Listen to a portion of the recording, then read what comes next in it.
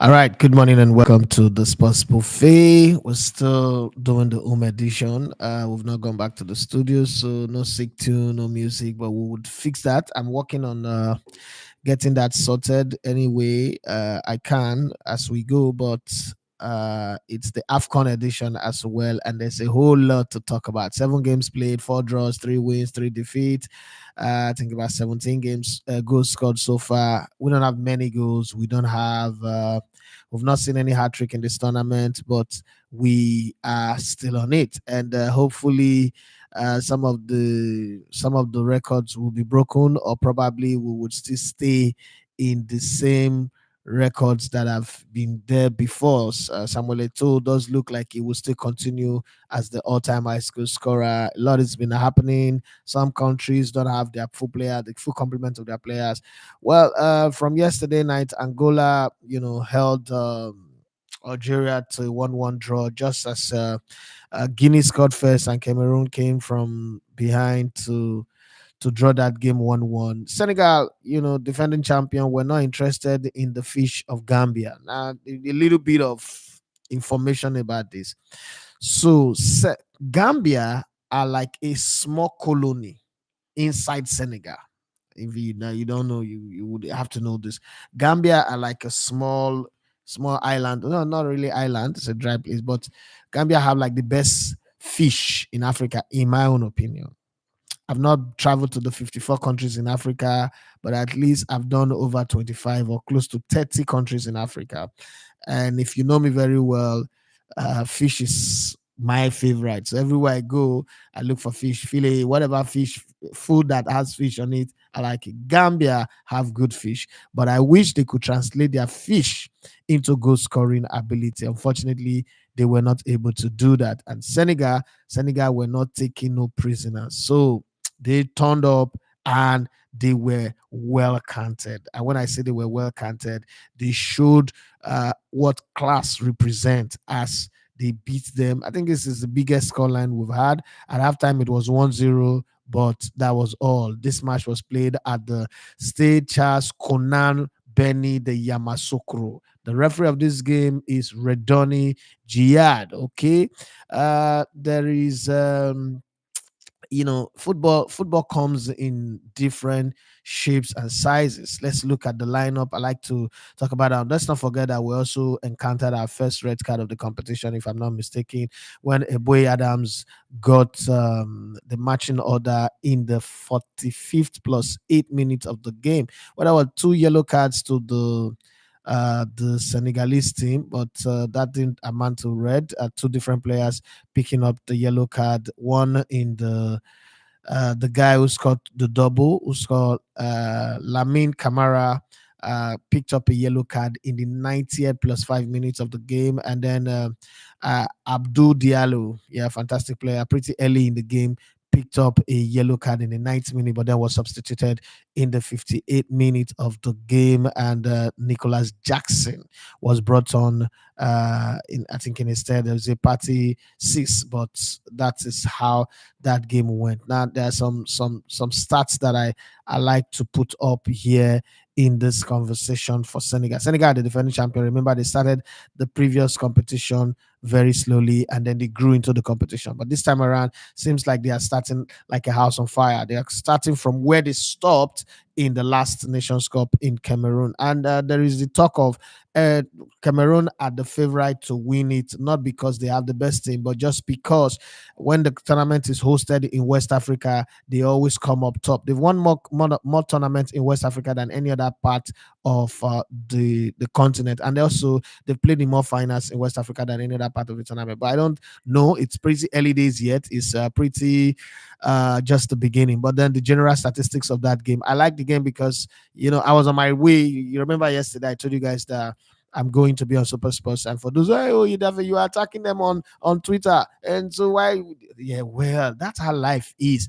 Quality is quality. If you're good at what you do, it doesn't mean anything. When what I did was speaking for the entire population, not just for Nigeria, but for everybody who subscribed. The most important thing is that fight brought about them changing their mind. And the start time, never in the history of our national life or the AFCON, where you have all TV stations showing it. This is the first time that is happening. So things are changing. Where the possession for that game is 66% to Senegal and 34% to Gambia. This is Oga and Master. This is master Oga and servant. This is master and servant football. And the duels in this game, amazingly, uh, Gambia edged it.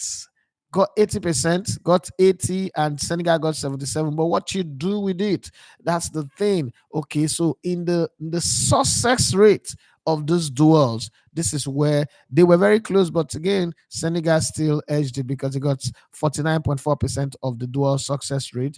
And Gambia, the fish people, got 47.5%. And then their area duels, it was 17. I mean, area duels is this, it's always the same, but let's look at people who won it. Okay. Aerially, unfortunately, what's it called? Gambia were better. They won more area duels, 64.7. So let me explain that. It means that Senegal were lumping the ball more than them because it means that they had to defend more. It didn't mean that they were better than Senegal. What it meant was that they were defending more. That's why they won more area duel. Senegal got 35.3% of it. Successful dribbles. Senegal had 8 and Gambia had 6. What did you do with the successful dribble? It's now the next question in line. Well, first won in this game. Senegal committed more fouls, but they won the game 3-0. Senegal committed 13 fouls because Gambia won 13 fouls in this game and Senegal won 8 fouls in this game. Offside in this game for 90 minutes, it was one offside apiece, and corner kick awarded. It was close. 5-4 in favor of Senegal, but it didn't change anything as Senegal still won that game 3-0. Wow, man. Sometimes you look at these things and you say, okay, what's the use of all these stats if at the end of the day you end up not scoring? And when I look at the formation that was deployed, it seems like the most consistent football formation today is 4-3-3, with Edward Mendy. Remember him? Chelsea fans, you should know this guy. Yeah, Edward Mendy wearing jersey number 16 in goal. You have Ismail Jacob, number 14 for Senegal, playing at the right fullback. And then you have Musa Niakete and Khalido Koulibaly, who's now in Saudi Arabia. Napoli fans and Chelsea fans, you should know him as well. And Crippin Diata also there for them at the back. That's the back for Pepe. Alessandro, who scored one of the goal and was substituted, was wearing jersey number 26. It was in midfield.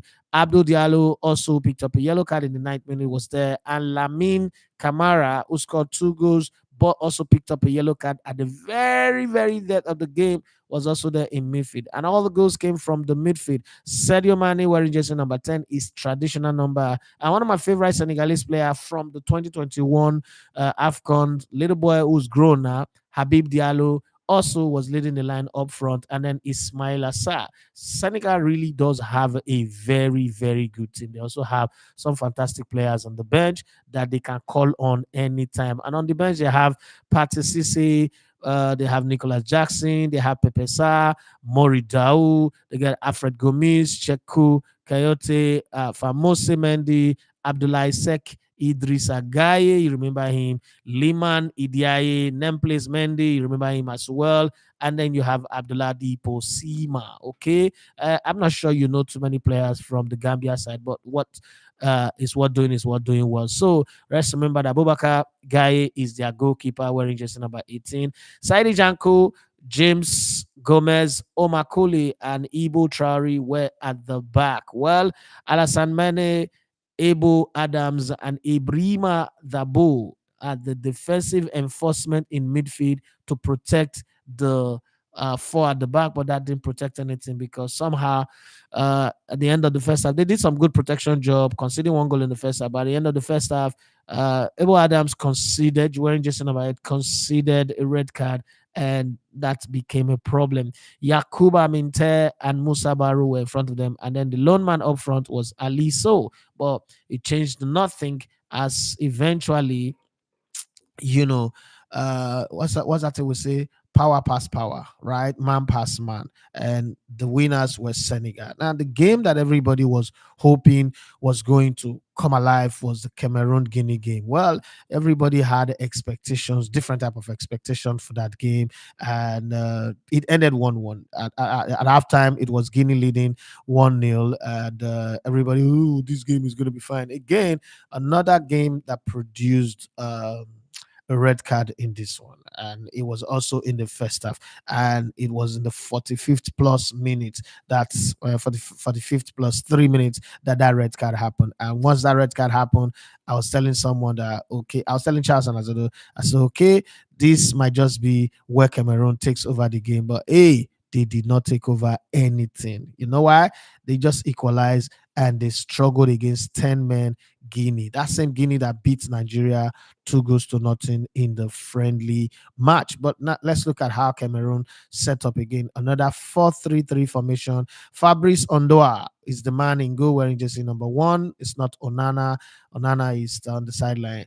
Darlene Zidane Yongwa Ungameni is the guy who played at left full back. Harold Makudi and Christopher Wu were at center back. Okay. James Charles Castelletto is on right back. Frank Anguiza, remember him? Well, as well as Olivia Kemen and Olivia Inchem were also the ones in midfield. Well, up front, the regular. Well, Abubakar is not there, but they have George Kevin Unkodu as well as Kyle Teko Unkambi. Kyle Teko Unkambi was very fantastic in the last AFCON at home, but he didn't score in this game. And then it was Frank Magri who equalized for them, picked up a yellow card, was substituted because he was getting a bit aggressive and he didn't want to also concede a red card. Well, it was Mohamed Bayo, who was wearing jersey number 11, top striker for Guinea, that scored for them in this game against Cameroon earlier in the first half. But then in the lineup, Ibrahim Kone was in goal for them, and then you have Antonio Conte. Yeah,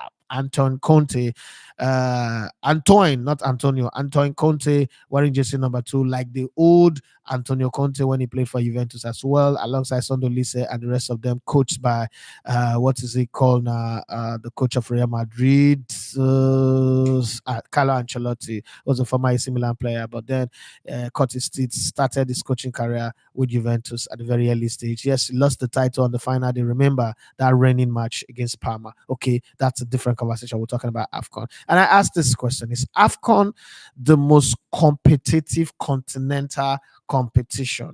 And the reason I'm asking is there is nobody out there who can boldly come out and say, oh, I can beat my chest and tell you what the result of any of these matches can be. But if you are a betting person, you already know that the best what's it called? The best thing to do is to bet over 1.5. Every game in this competition have produced over 1.5. And then there is a massive conversation around Lionel Messi winning the best African. The FIFA best, they were both tied. That's Lionel Messi and the Norwegian tour, the beast from Norway. They were both tied, I think, at 48 points. But then captains, 5 votes, 5 extra votes from the captains changed the conversation and made Messi to win it. And people complain, it is rigged. It is. Well, I don't understand this when at the end of the day for Napoli and currently the coach of the Italian national team, Simeone Inzaghi, Pep Guardiola got 28 points, Luciano Spalletti got 18 points, his fellow Italian brother Simeone Inzaghi got 11 points. Women's coach, it was easy, another 28 points again, 28, 18, and 14. And Serena Wagner, the Dutch coach for the English women team, is the winner. And Emma Hayes came second. Jonathan Giraldes came third with 10 points. Well, that's how the people who were voting voted, and there's nothing anybody could do about that one. Well, how about the Pushkas Award? Guilherme Madruga got 22 points for that one, and it was the one that was preferred by the fans. Nono Santos got 18 points. Julio and Cisco got 17 points. That was very, very close. But for those who don't know, the Pushkas Award is determined by a combination of vote from fans, expert panelists, while Madruga's bicycle kick took the prize. It's worth noting that the fans had Santos Rabona as their top vote getter. So it was the panel that now changed the vote in favor of the winner of the award. Well, there were a whole lot more award. Mary Epps spoke to the media after winning her award. He said, I just realized I didn't thank my family and friends, and I feel like an idiot. Whether giving a speech at an award ceremony or facing a penalty in a World Cup final is harder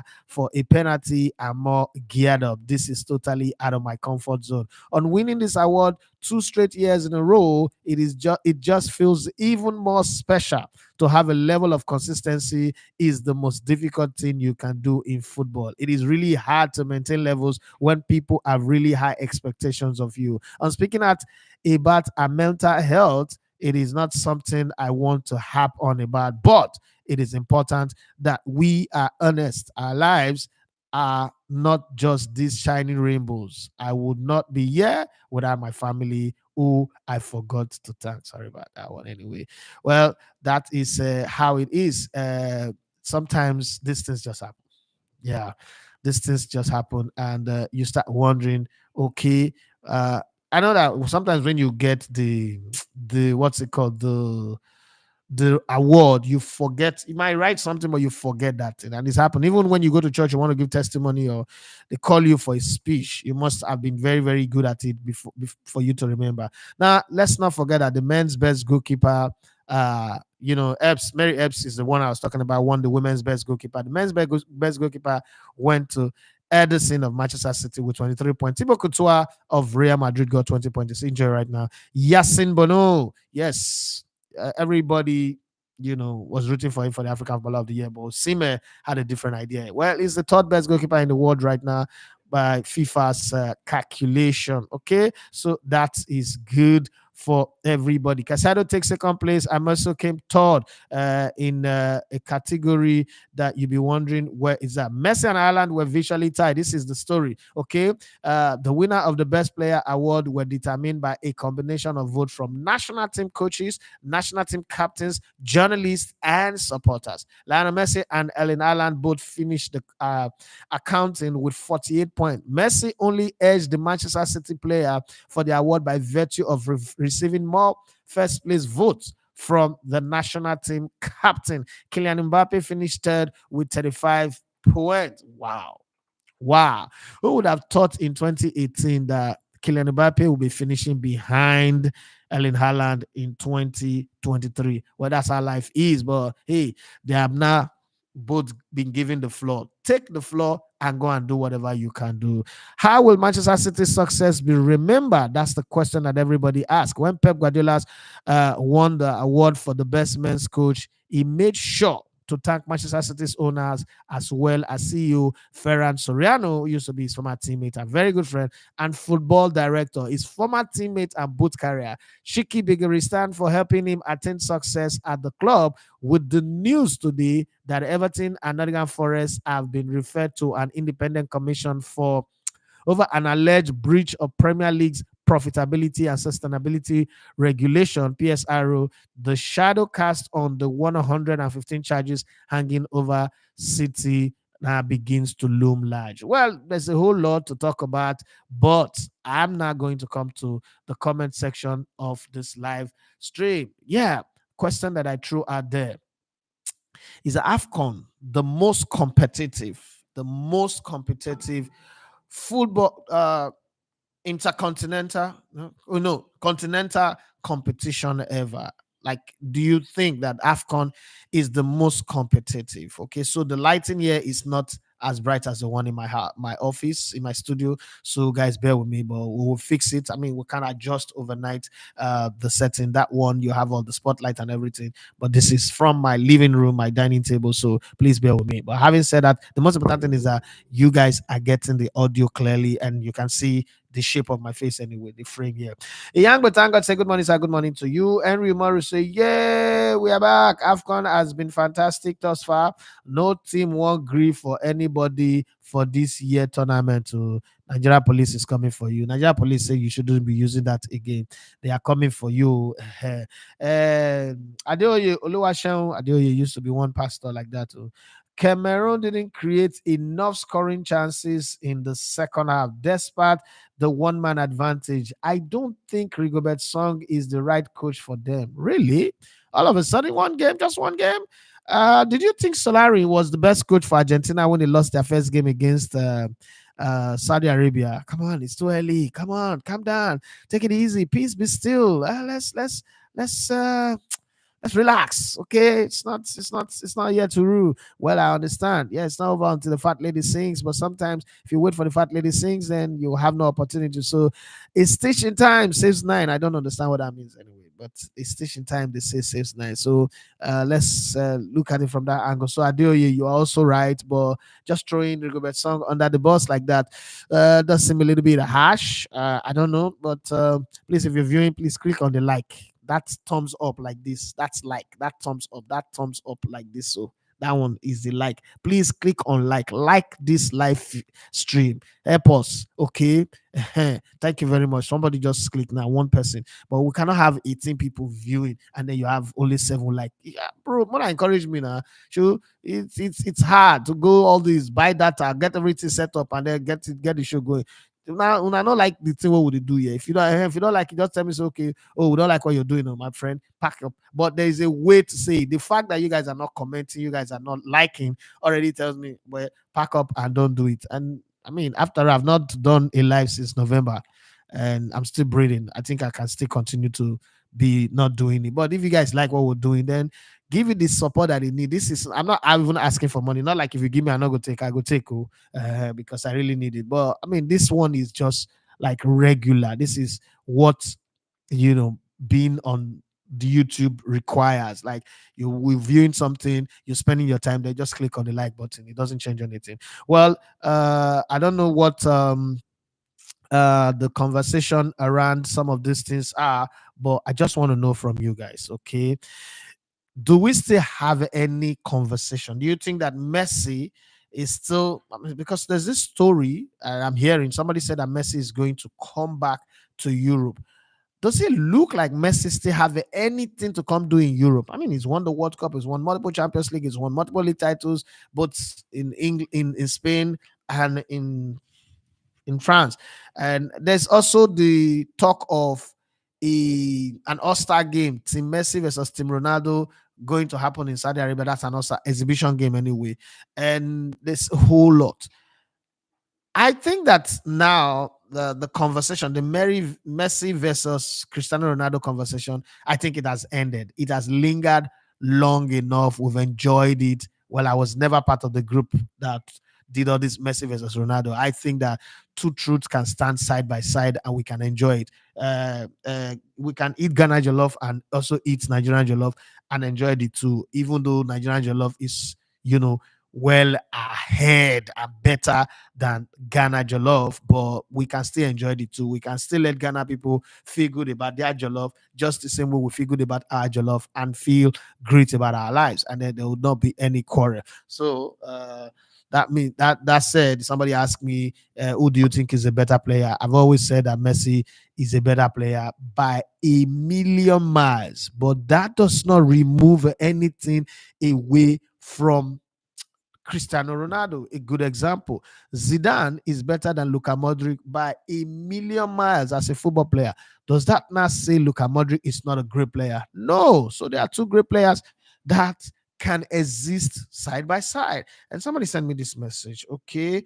Dami said, hi, Daffy. What's your take? I want you to weigh in on the Mikel Obi Sunday Ulises conversation.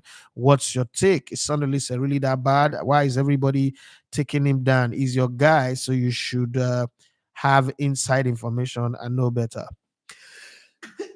Excuse me, guys. Honestly speaking, so many people have asked me this question about Sunday Ulises and Mikel Obi. I try not to wade into it, but this is what I'm going to say about Mikel Obi. Mikel Obi is becoming more of a snitch podcast than anything else. Okay. For now, it's working for him. This is fantastic. It's nice. But it's going to come a time where it will not work for him. This is my thought. Because there is so much as you can snitch. You get to a point where you're snitching, people begin to look at you, and the podcast might pivot. Right now, it's good. I mean, gossip is the world have a high taste for gossip. very, very high taste for gossip. And this world that we live in, especially this generation, gossip is the best thing. But I don't think I want to wade into that conversation. I don't think Olise is as bad as Mikel put it. Mikel just wants to talk. Mikel, yeah, I mean, take fun in rubbishing a lot of people. I mean, he said the same about Abraham Grant. So I'm not going to sit here. A coach that took you to how many finals? FA Cup finals, League Cup finals, Champions League finals, lost on penalties, and you said he had no clue. He's not good enough. Okay. And another thing about Nigerians, if you know Nigerians very well, if you follow Nigerians, the average Nigerians hate order. The average Nigerian hates discipline. The only reason why most Nigerians are orderly and disciplined is because they are broke. A Nigerian that have money is very rude, recalcitrant, and arrogant. That's a fact. That's why it is always only in Nigeria you hear things like, "Do you know who I am? I will deal with you. I will show you the kind of person that I am." It's only in Nigeria that you hear that in a very like broad spectrum, and it means nothing.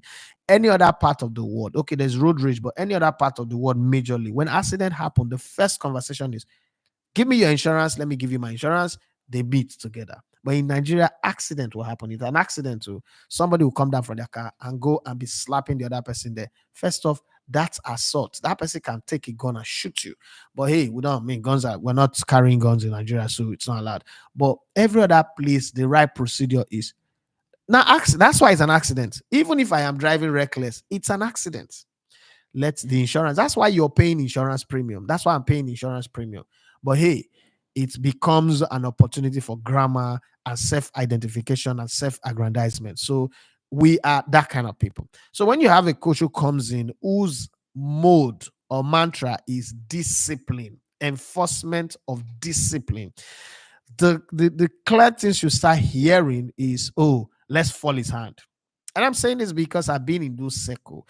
The thing is, one of the things I always tell people when people argue, I say people on social media arguing, is I've been in football now, okay, in the sports media for 20 years. But beyond that, I've been in football like almost all my life. The better part of my life, football, I've been more married to football than even my family. But in the last 10 or 15 years, I've been embedded with the Super Eagles, the national team of Nigeria, from administrators to the players to the team. And I have seen things. If I write a memo on Nigeria national team, the other day I saw somebody who's like, "Oh, Sunday Lise and drove Enyama from the national team." And I said, "Guy, Enyama, if we want to call a spade a spade, Enyama was shitty. But hey, he did well as a goalkeeper. He was world class, top class goalkeeper. But at some point, he had no regard and respect for anybody." The thing about Nigeria, and I think it's something that eventually our media will grow into. Our media are not functioning in the way they are supposed to function. Because if you do, and I remember when I was in Brilla, I was on that trajectory, and they keep, they'll call your boss, tell your boss to tell you to stop doing that, and then you have to stop. We don't call out players for their wrong. We try to protect them. And people still think, "Oh, we're not doing the right job. We're not doing it well. We're the problem." Let me give you a very good example. Almost every national team that came to this AFCON and previous AFCON, they have a very close camp. Our national team, the Super Eagles, is the most loosed one. Even while in Dubai camping, the players come with their own entourage, their friends, whether it's girl or boyfriend or man friend, but they are friends, they are errand boys, they are crew, they are groupies. And that distraction alone is enough to put an imbalance in the team. And I know a lot of us is a coach. The coach should do that. No, you don't know the kind of players. The kind of players that we have. Nigerians, Nigerians generally are very unique people. That's one of the things that I like to say. We live our life to make money and use that money to break rule. Like we take delight. It gives us orgasm, great orgasm to break rule. And this has got nothing to do with footballers. You, me, that is here. If we get the money that we're hoping to get or dreaming to get, we will do the same thing. We will drive one way and face an ambulance that somebody is dying inside and jam the ambulance. We will not care. That's the kind of people that we are. We are some of the most lawless people on the planet. So I'm not gonna take it from a Mikel Obi's standpoint, but I'm just going to take it as we should learn to be better people, because that way some of these things that we see as problem. Do you know that averagely? Let me give you this. Averagely, if you stand for the right thing, like you stand for principle, orderliness, doing the right thing, Nigerians will call you Mugu. Let me use universities for instance. You have a lecturer that is not ready to sleep with any girl for marks, that's not ready to take money. People will call him what? A Jew man. If you go to university, you know this thing that I'm saying. Then the one that is sleeping with people for mark, collecting money for mark, is fine. Then what? Maybe one day, I mean, everybody know that he's doing that, but one day somebody not bold enough to do a video and say, "Oh, you see this," but that's what everybody does, right? So a time is going to come when we're going to have to tell ourselves that no, this must stop. Let me give you a good example with our politics. And we're supposed to be discussing football anyway, but when these questions come up, you have to branch off, because let's not make it isolated. This is who we are. And if somebody's not talking about it, we're not going to change. I'm going to read your comment, guys. Look at politics from Obasanjo till now. Every government have appointed somebody to go there and work, and the person they appointed went on to go and steal. And just when you think that, oh, the people that stole from Obasanjo's time were going to be the worst, we're not going to see worse than that, then you now see Dezani in Goodluck Jonathan's time, and then you now see the other ones, and then you now see Emefiele, you now see Beta Edu. Within 2 minutes of sitting on the chair, money is already vanishing. You understand? This is the kind of people that we are. It's not like, oh, the older generation or the younger generation. It cut across. Like somebody once said, that we have two sets of people in Nigeria: those who are empowered to steal, and those who are queuing and waiting for their turn to steal. So it's the same thing. We're power drunk, we're reckless, we're abusive. It's just like that. And we don't like to be told to do things the right way. Having said that, let's move on. Let's leave Mikel Obi and Sunday Lise. Last, they go sort themselves. The national team of Nigeria thrives on beef. That's why when you look at the current Super Eagles, if you see them off field, if you see video of them in camp, in training, in the cafeteria where they're eating, they look like a well-weaved and well-knit team. But when you see them on the field, they always play like they're enemies, like they hate each other. Sometimes you ask yourself, these people, do they even communicate? Because when I play football, I was playing as a wide man. My striker would tell me, oh, boy, now like this, I want my ball. If they cross the ball, put on like this. And some will tell you, I know, say I need to like to the head. So if they play the ball, spin and put on for ground so that I go feed jam and enter. People talk to each other. But when I look at our team, I was like, these guys, they don't even talk to each other. There is no communication off the field. Like, this is how I want my ball. They just play. I don't play more. If you like, you use them. You don't like, you don't use them. And that's very, very strange. It's like playing with Kano Wanko and playing with Tijani Babangida. And then Tijani Babangida, you give him ball on the run, he's going to catch it. If you get Kano Wanko ball on the run, you're making him useless. But if you know Kano Wanko and you understand him, you know that giving the ball to leg, if you like, let 10 people be marking him, he's still going to work his magic and get away with it. That's where team understanding comes. But now let me go to your comment and see how it is going. Michael later said Cameroon are disappointing at the AFCON. They are not disappointed. They just played only one game. So they might come back in the next two games and win, and you forget whether they were disappointing. Cameroon also, like every other country. I mean, they have 7 games that were played. 4 have been drawn. Only 3 wins we've seen. So, very shocking. Well, is that a shock? It's not a shock for me anyway. Yesterday I was on Super Sports and everybody saying it's a surprise. I wasn't seeing a surprise because Ghana have not really been there. They beat Nigeria to qualify for the World Cup, but that's the only good thing they've done in the last 3 years. Anything outside that, Ghana have been as shitty as any other shitty club that like Spurs and the rest. So I don't see that as a surprise. I think that in the last 6-7 years, Cape Verde have been coming. They've been coming and coming and coming and coming, and they came upon Ghana. Okay, so it's not something strange. But Cameroon, at least you get a draw. If you get a draw, I don't really think that is a disappointing kind of result. Okay, I don't think so. Maybe you guys have a different view, but you can put your comment there. But Michael later says that Cameroon are disappointing at the AFCON. I didn't see them going far at the AFCON. They miss Vincent Abubakar a lot. Obviously, you will miss a player like Vincent Abubakar. Let's be very honest here. Come on. Vincent Abubakar is the kind of player you will definitely miss. It's not one, he's a force, he's powerful, he's strong, His hold up play, his play with his back to the goal is awesome. Facing the goal, he's got a massive shot. Is an older version of Didier Drogba. This is not comparing the two of them, but he does have some features of Didier Drogba. I'm not trying to reduce who Drogba is, but I'm just saying that that's the one that readily comes to mind. Olatunji Emmanuel said, finally, we are back. Yes, we are. We're gradually coming back. We used to do the halftime analysis after games. I think after the Nigerian game, I would do the one that I promised to do final match day roundup. The reason I couldn't do it was that after matches, I feel tired and I need to sleep. And because I'm doing it at home, my kids are sleeping. I don't want to be making noise or go and lock all their doors because I want to record. I think that I should respect family and all that. So, but I'll be doing my live show every morning. And then after Nigerian game, obviously, we're going to have. See, the thing about YouTube, let me be very honest, the encouragement we can get is the views.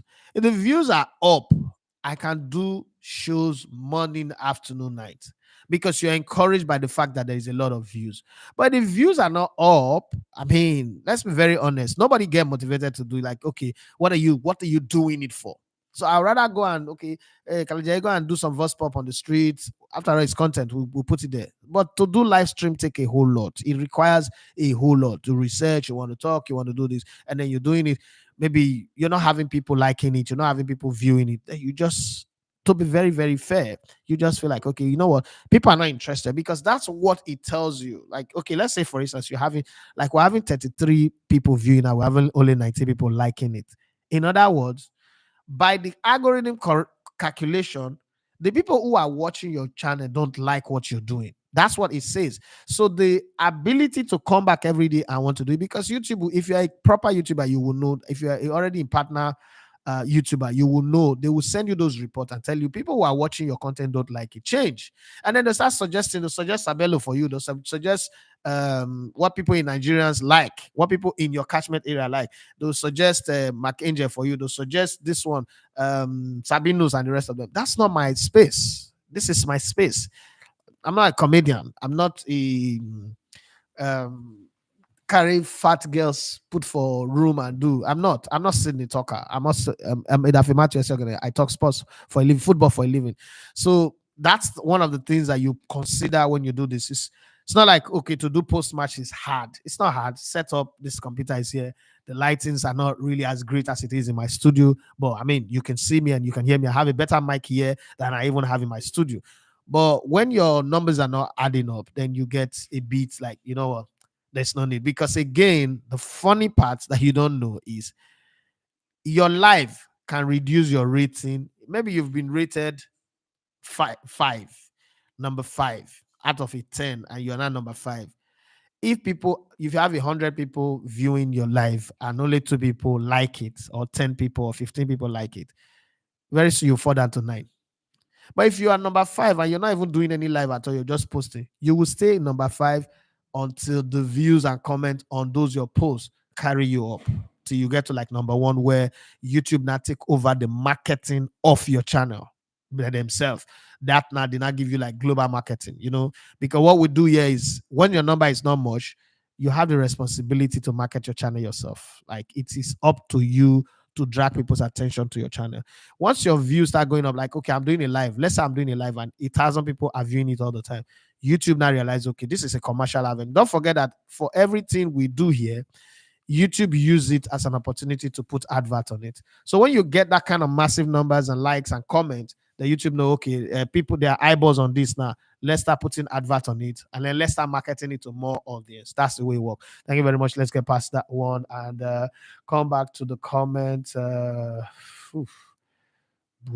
now we have a lot of comment. Jesus Christ.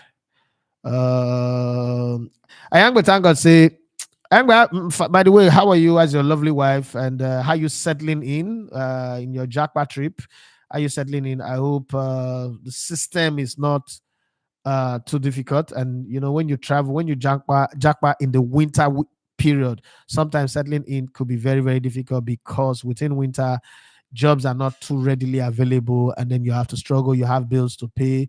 If you're squatting with somebody, I mean, it requires like you also bringing something to the table. So I know how hard that can be, but I'm sure you're a hardworking man. mean, that's one of the things that I know about you. You are very hardworking, consistent, and decent human being. So you'll find your feet.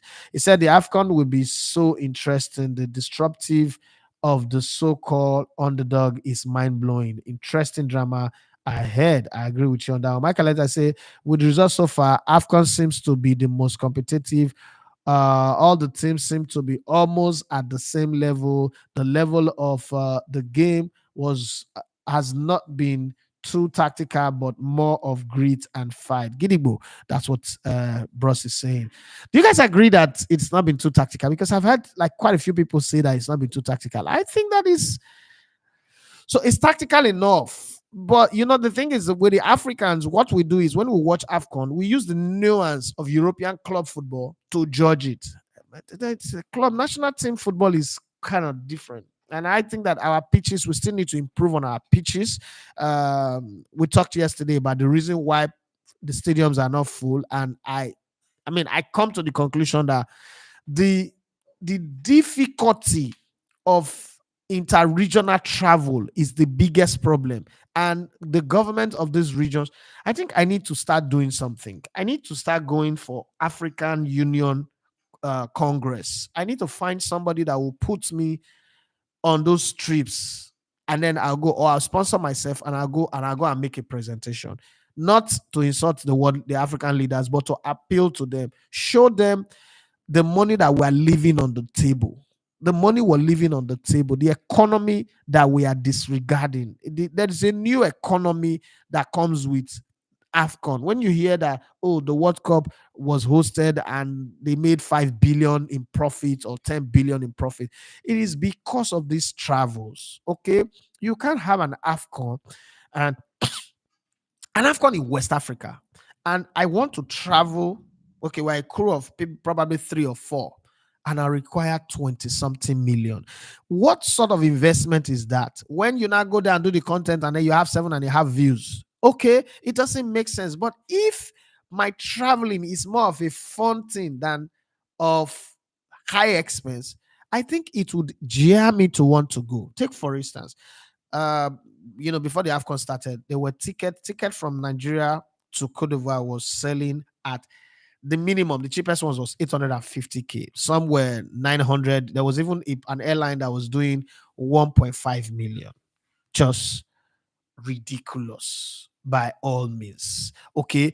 But if, for instance, there's a train system that, let's even just say within the West African coast first, that connects the entire West African coast, and a lot of countries, I think about how many countries are in West Africa? It's about 20 something, if I'm not mistaken. All of these countries are connected. And then again, there is another like interchange. So West Africa to Central Africa to East Africa, then to North Africa, there's interchange. Like you have, if you go to Paris now, there is an interchange where you can enter a train. Where is that? It says Euros. That's what's that train that goes from France to England, that pass through under that channel? What's it called now? See Euro Speed or one thing forgotten. Eurostar. I think it's Eurostar. Now there is something like that. All the other ones that fastest one, that one that go from France to that entered from France to Germany. I think that's the fastest train in Europe. Now, if you have things like that within the African coast, all these people that are stealing money and taking it to the abroad to go and put in Switzerland, and then Switzerland, when they use the money to invest in their country, finish, they will not give you when the person dies or get out of power, they will not give you 30% of your total capital, your country's money. And then they will even tell you to prove that it's your money before they'll give it back to you. While you're arguing that one, looking for a lawyer to prove it, they are using it to develop their place. Okay.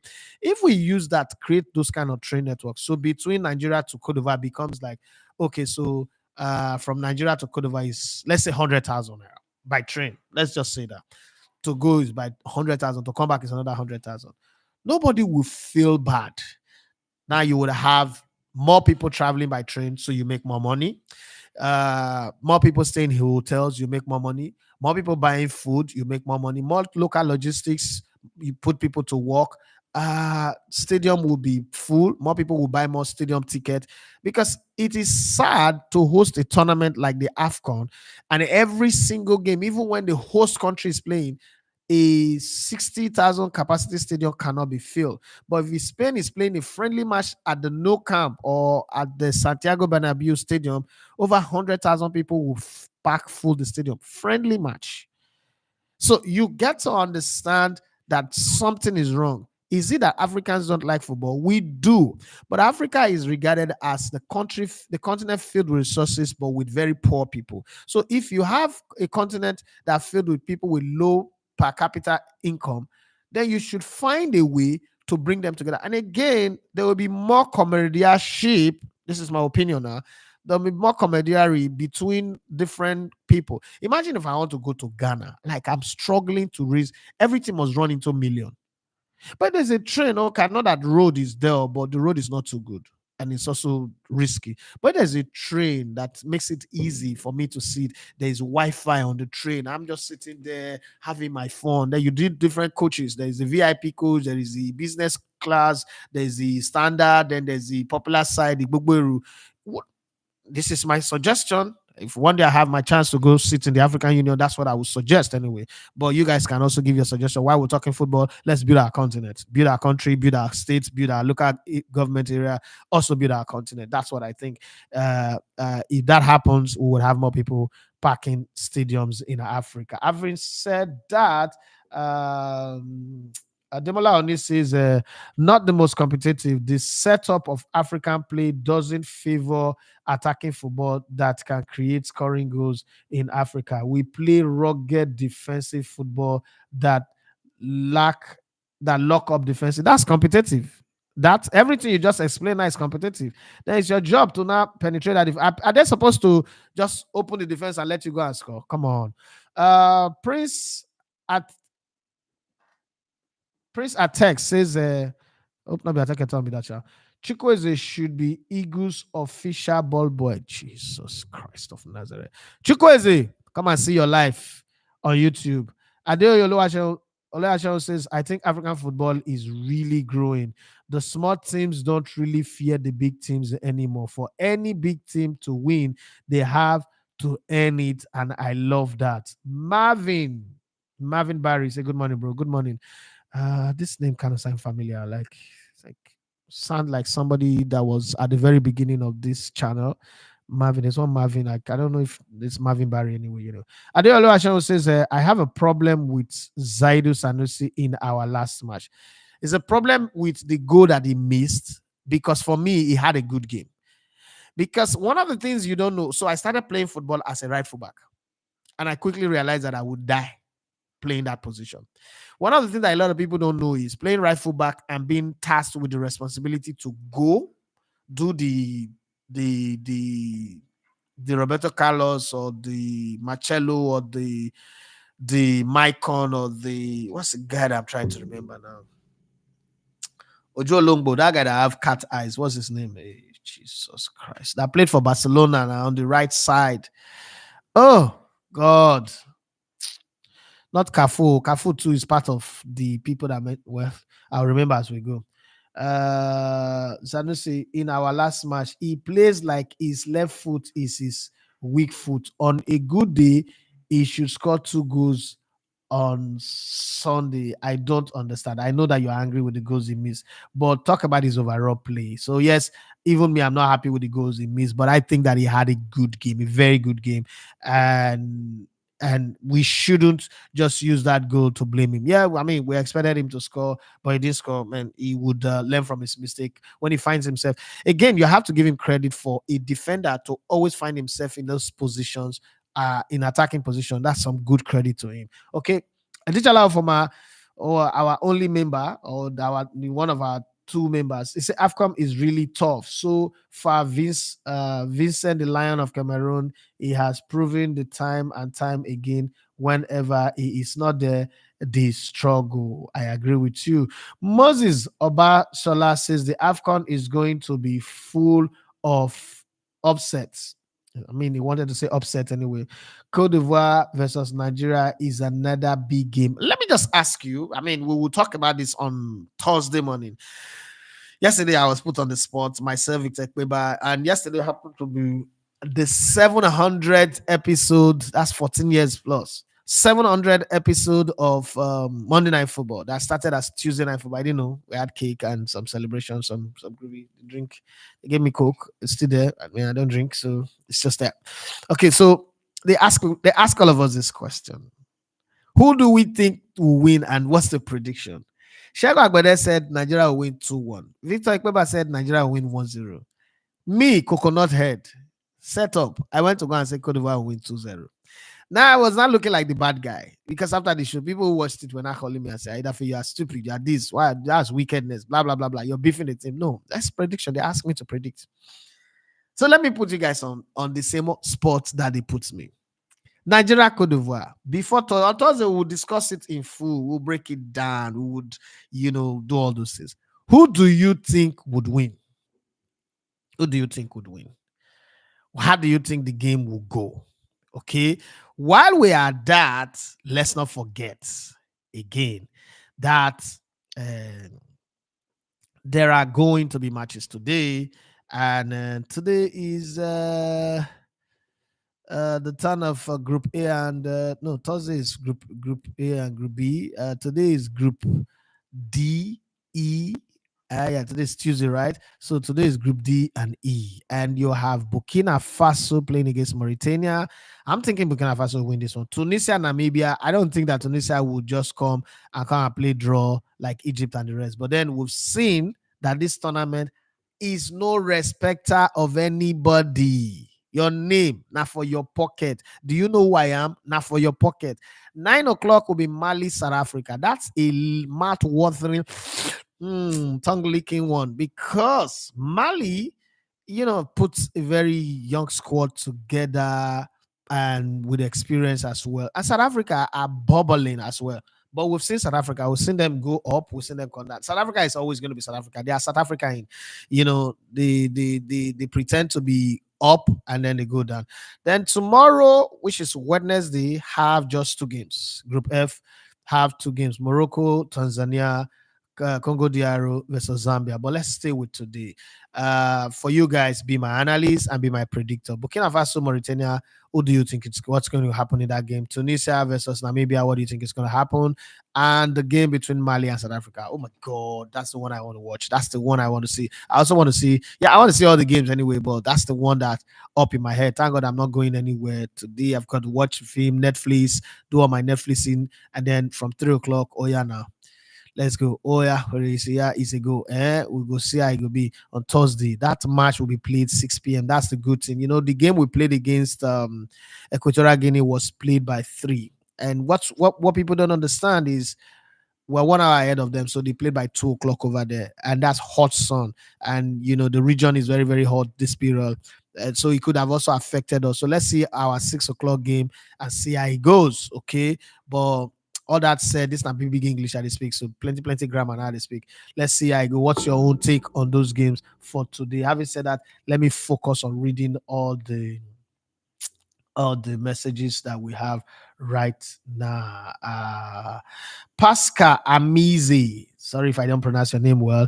He said, I wouldn't say that the AFCON is the most competitive continental football competition. I think the Euro is Euro where they get North Macedonia, Albania, and Euro self. If you talk of Copa America, I go understand Euro. Which Euro? Euro no, they're competitive.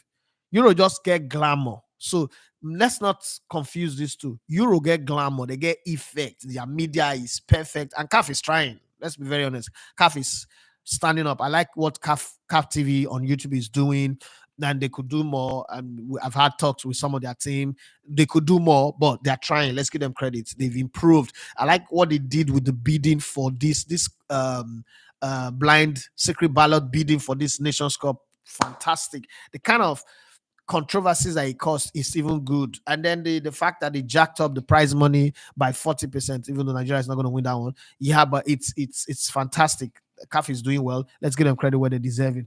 Pascal Amize says, I think the Euro is, however, increasingly increasingly the party in the AFCON is improving with recent edition. Olatunji Emmanuel, where have you been? Say, well, maybe unrelated to the topic, but Didn't see Jose Mourinho sack coming, at least not at this point. I hope he goes to a stable team and starts to win trophies again. See, when I saw that, when I saw that thing, I was like, jeez.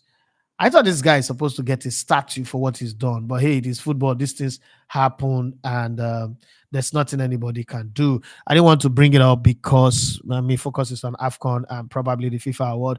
Okay, and Adeola Oluwaseun will say, was Jose Mourinho sacked? Yes, of course. Yes, of course. Cassie Josh, you say, I also feel Nigeria needs to switch to a three-man back, Ala Lukman and Ian Acho play in between lines to feed Usime. Beside, we have good fullback to cross.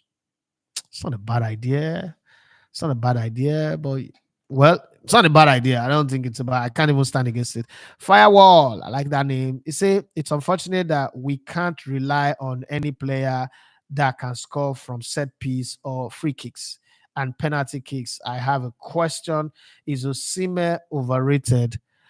This question, people that ask me, well, even yesterday, if I was asked this question, I don't think he's overrated. You scored 26 goals in the Italian Serie A, 5 goals in 6 Champions League games. I don't think that's been overrated. Sometimes you get overwhelmed by the weight of expectation, and then the teams you play with. Okay, it's like Shevchenko when he came to Chelsea, and you go and say Shevchenko is not a good player, or Fernando Torres because of his Chelsea performance says not a good player. I don't think that is right. So I won't say he's overrated. His end is keeps everything Osimhen has won from under 17 to now is any skips. I mean, you don't go to a Napoli who is not expected to win anything and who's been consistently not winning anything for over 30 years, and then you win the league title with them. And in that same year, you win the top goal scorer. When Maradona won the league title, he wasn't the top goal scorer even. Okay, so it's not a striker, it's a midfielder. But I'm just trying to say. And it's a club that I've had Gonzalo Higuain, that I've had what's the guy, the Colombian, so like everybody that matters. So it's not just Osimhen. And then Osimhen shows up and won it and play the way he play. I don't think he's overrated. I'm not going to, ever say he's overrated. But then again, the whole complaint about Osimhen, he still was the one that scored the goal. Osimhen have 26 goals in 30 games for Nigeria. His records are incredible. His goal per game record is almost a goal every game. So I'm not going to be able to say he's overrated. Rather, I'll tell you that his end is keep. Yes, 1 or 2 bad games does not now make him a bad guy. I think that what Osimhen needs is a big tournament performance, and it's going to come soon. But I'm not sure it is this one because they seem to have sorted out the goalkeeping area, but I still think that our midfield is horrible. Yes, Alassane came in and did well, but our midfield is horrible. They don't control the game, and in not controlling the game, that's probably one of the things that you will blame African football for. You don't have the big midfielder. Remember when Egypt won 3 straight African Cup of Nations, when they have a guy called Mohamed Abu Traka and El Hadari. Those guys, they know how to control the tempo of the game. Remember, that one where they beat Cameroon in the finals. They played Cameroon in the first game. They beat Cameroon, and then they brought in a small boy called Alex Song to replace his uncle Rigobert Song. And he came into that game and changed the way Cameroon plays because he became a metronome for the Cameroonian team. And I don't know if you guys remember. So when you look at this midfield, that's what is missing. I'm not want to go back to the class of 95 and say, oh, we need another coach, we need another. No, we need players with presence of mind to understand that, okay, we need to take control of this game. And I don't think we have that currently right now. That's probably the problem that's on the Victor Osimhen might be facing. But hey, overrated? I don't think so. I don't think so at all. Okay, so he said, Adeola shall say Osimhen. Okay, no, that's not where it is. Okay, Adeoye says Osimhen is not overrated. Is it because of chances missed? Who doesn't miss chances? If he score a hat-trick in the next game, the conversation changes again. Football fans, sure. No, but he's asking a question. So I'm not thinking that we should reply to him that way, like football fans, sure. He's got a reason why he's asking. Yes, Danny Alves was the name I was trying to remember. Yeah, Danny Alves. Fire was said Dembele. Who be Dembele? Dembele is the card. Yeah, player. Adeola, I shall say Danny Alves is the guy you wanted to remember. Yes, Prince Atex says Eagles weren't that bad. Our front line was just wasteful. Fact. Umaru, Henry Umaru said Dani Alves, yes. Odisha Lafama said Nigeria will win Cote d'Ivoire 2-1. The only consolation is that Nigeria have always done better than Cote d'Ivoire in competitive games. So that's the consolation in this game. But I'm struggling to see how Nigeria will get past that midfield. That Ivorian midfield. I don't know, but maybe I'm the one that is not seeing well. Let's go back to that, compare that midfield. So we have Alassane is fit to play, so he will be available. We have Alassane, we have Alex Iwobi and Frank Onyeka. Look at this midfield, okay? Look at this Ivorian midfield. They have Seko Fofana, who is very, very mobile. Ibrahim Sangare, who is like a rock. Frank Kese, who is also good box to box. These guys, ha. Oh, and then they've got some guys, Idrissa Dombia, Willie Bollis, they got people on the bench. You know that Nicolas Pepe still play for this team, and he came on in that first game, Sha. So I'm just looking at this midfield and say, how do we get past the midfield? Not really bothered about their attack, but if we can't get past this midfield, well, God save the Queen. Oh, God save the king now, right now, the way it is. Okay, well, 1 hour gone already. Let me read all your messages and then move on. Uche Chuku will say Dani Alves, thank you very much. Dani Alves, all the people mentioning Dani Alves, thank you very much. Lead AJ Ward, he say it's Ivory Coast for me. Straight win, 3-1. Damn, that's plenty goals. Okay, 3-1, 3-1. You guys agree with him? It's what you ask you. He said, Luashan says, I think it will end up in a draw. Nigeria scores first, Ivory Coast with a late equalizer. Damn, commentator. Stepmanic, he said, Elegante, please, I cannot see you in live in Instagram again, sir. No, my phone is bad. My phone fell and the camera smashed. Stepmanic said, Mauritania na hard team. Oh, I have been there before when boys want use German enter Europe. Oh, sorry. Man, now when they do that tonight, try you. And since not disrespect to people who like to travel by any means, yeah. I just that my wife would say because I've been traveling since I was a kid, so I don't understand. I really don't. I honestly don't. So let me not even talk about it. Stepmanic said, please, Elegante, please, I think maybe your moderator in IG have blocked me from seeing your live, sir. No, I did not block you. I'm not doing Instagram live. There's no moderator. I didn't block you. You are still there. I'm just not doing Instagram live. Come to the YouTube. This is where we're there. I'm not in the studio yet, and my phone is bad. That's the reason why. Stepmanic, he said it will hard us for this AFCON without Balogun, Desas, and Ejuke. Really, it does start. Firewall, he said if Nigerian government can take 1,000 or more supporters fans to the game, Nigeria should beat Ivory Coast. Eagles could be overwhelmed with Ivory Coast teaming supporters. Our boys need fan support. Our boys had fan support in Abuja. We not feel beat Ghana. We not feel beat one of the worst Ghanaian team ever. So I don't even think that is even part of the conversation. Honestly, I'm sorry to say, but I don't think that is part of the conversation. But I also don't support the idea of government taking fans to stadium. I think we should create a system where it is easy for fans to go watch match straight away. Pascal Amizi, he say yes, my take on competition. It's the same senior team football we are witnessing as we did at the World Cup 2 years ago. Even in the World Cup, you see the obvious dominance of European teams. Okay. Pascal Amize went on to say, by the way, I said party, not party. What's the difference? Sir, I said parity. Oh, okay. Okay. The parity is increasing in Africa, but the level of competition is still not the highest globally. Oh, well, it depends. So this is one of the things where I kind of like say, is the hen or the chicken? averagely, Africans don't see anything good about their own. So for an African competition to be rated, we need to do way more. And it's because we sold our soul to the devil. I keep saying that. So when I see this type of comment, I'm very careful to deal with it. But let's see how it goes. Pascal Amize says Cote d'Ivoire 2, Nigeria 4. Wow.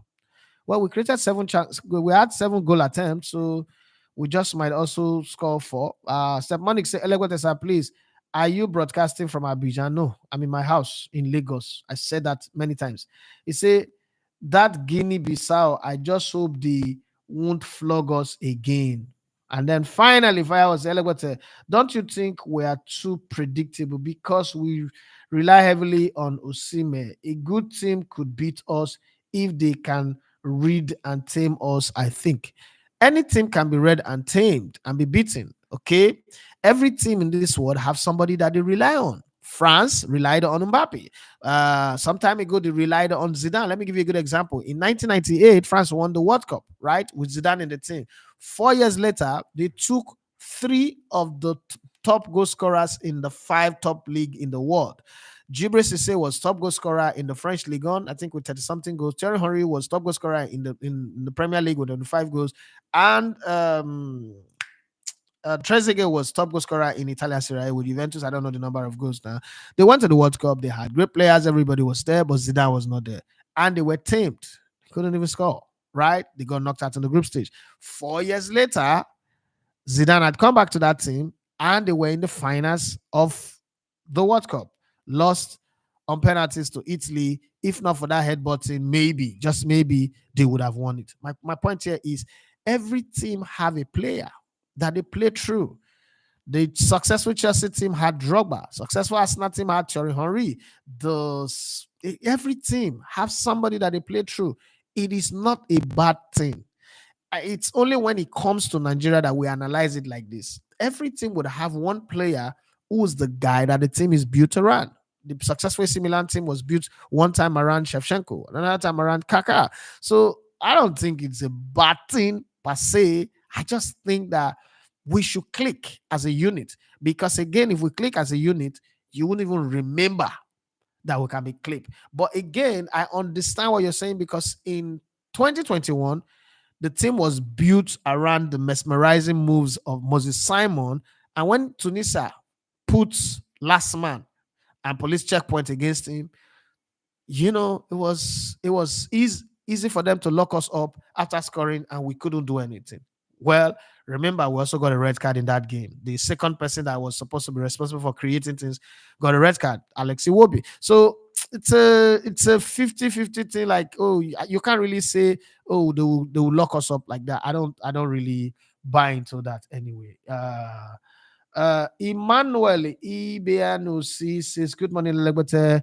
It's been a long time. Hope you're good, sir. Yes, I am. Taiwo Ogunade is say the Iwobi red card. And it is on this point that I'm going to pack my bag and baggages and say bye bye. Let's do this again tomorrow morning. But remember that on Thursday, we will do the morning show, and then we'll do the post-match show where we would rant or celebrate. I pray my prediction is wrong. We win and we're celebrating, because if not, it's not going to be fun.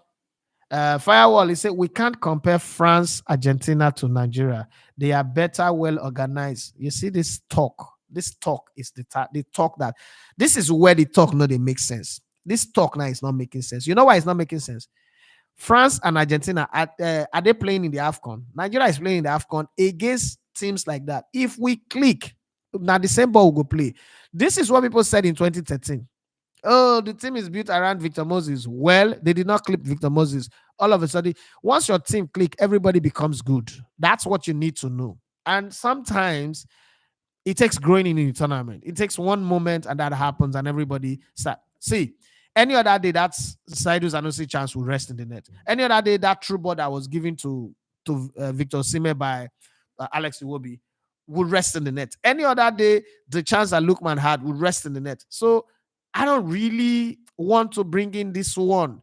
The whole, yes, I agree, we're not Argentina, we're not France, but this same Argentina were fluffing their lines in many competitions. Okay. This same France was in 2010. They were beaten by South Africa. Remember? In 2010 World Cup. So there's sometimes when you would have all of those players and still not work. That's the example I was giving. Germany, I was in commentary duty at the what's it called, Maracana Stadium.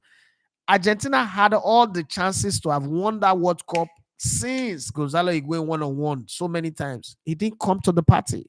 Does that make Gonzalo Higuain a bad player? Argentina took a team that cannot even compete against the previous teams that have been losing in finals. They went on to win the Copa America and went on to win the World Cup. Sometimes football is not 1+1 equal to 2, 2+2 equal to 4. It doesn't work like that. Sometimes it's just completely different from the way you calculate it. Of all the teams in this world to beat Argentina is Saudi Arabia. Come on, Saudi Arabia. But it is football. It does happen. So the fact that we drew this game does not mean, okay, yeah, we've not been doing well and everybody have the right to be angry with the team. But I'm saying that football generally, after all, I'm not, for the very first time, I'm not optimistic about the Super Eagles. But we're talking football generally. One thing could click and a bad team will turn a good team. In 2013, we're 15 minutes away from group elimination. 15 minutes away from group elimination. That same team went on to win it. There were teams who won all 3 group games in that tournament. Just the same way in 2021, like in 2006, we won all the group games and then we got knocked out in the round of 16. So football is not somebody said something that I like. It said football is the most irrational business in the world. It is irrational. You can't really sit down and predict it 100% that this is what is going to happen. So let's leave it like that. Cameroon beats Argentina in 1990, the opening game, and Argentina went on to win it in the finals. Think about it. Spain lost their first game in 2010, went on to win it. Okay. No, Argentina didn't win 1990. It was Germany that won it. Andres Bremen's penalty. But they went on to the finals. That's my point. Taogona, they say, do you think Maduka Okoye still be a chance with the team? Is a starter and regular at Udinese now and performing well. Well, we don't have a goalkeeper. Let's be very honest. We're trying Stanley Wambalina. I don't know what's going to happen in a couple of months. I mean, if we play against this one that everybody say, oh, he was calm, he was composed. If we play against Cote d'Ivoire, let's say hypothetically Cote d'Ivoire beat us 4-0. And then if Cote d'Ivoire beat us 4-0, they will definitely not play him in the third game. And then in the third game, they bring back Uzor chop 2. We're going back again to Maduka Okoye. So we don't have a goalkeeper yet. Everybody have a chance to lay claim. And I think that let's give them time. But I from composure and ability to command your defense, Stanley Wabali is already edging it over Francis Uzor. But Francis Uzor has 7 years experience with the national team. So let's give him some time and see.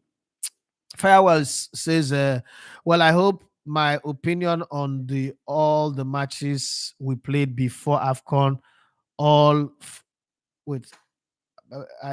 I base my opinion on all the matches we played before AFCON. All 5 games were horrible results. Well, before we went to Atlanta 96, we had horrible results. We went on to win it. We're not too good before we went to 2013. We went on to win it. So it's one of those things. Sweden coming into 2002 World Cup had a 32 games unbeaten run. Went on to fail. Argentina came into 2002 World Cup also with an incredible run of almost 41 games unbeaten. Went on the field. So football, like I said, is very, very irrational. Having said that, this is the last message that I'll take and the final one. Elegote, that Wambali is better than Uzor. Just one game. He says better than Uzor. He even come get height. Okay. Uzor is not short. Have you started? I mean, I stood next to him, I know. Taogona, they say, off topic, why do you think we can't produce elegant players like Okocha and Kanu again? Talents like Kanu are born and Okocha are born. You know, you just come with it. Football also have gone past that. I don't think if we have a player that plays like Okocha right now, will make the Super Eagles. I don't think so. Any player that plays like Okocha right now will not make the Super Eagles. Might not even make it in football. Football will not even accept that kind of footballer anymore. Name any player that is playing like Okocha anymore. There's not going to be room for that. For Kanu Nwankwo, I can understand. It's not about we making them. Like I always say, that footballers come with the talent that they have. Coach now put them in line. It's like trying to use a deaf and dumb to do broadcasting. I mean, if you don't have it, you don't have it. Coaches will train you, teach you the rudiment, keep you fit, teach you what pattern and endurance and focus is, but there's no coach that will put skill in you. That skill, that ability to kill the ball. It's not coached up, but that's something you come to the party with. Well, it's a long conversation. Let's have that maybe tomorrow as we progress. Thank you very much, everyone, for being on the sports buffet this morning. Once again, my name is Edafe Matthias Yoganere. Congratulations to Lionel Messi. Congratulations to the African teams that have won. Tomorrow we would continue with the conversation. You guys have a great day and be the very, very best version of yourself.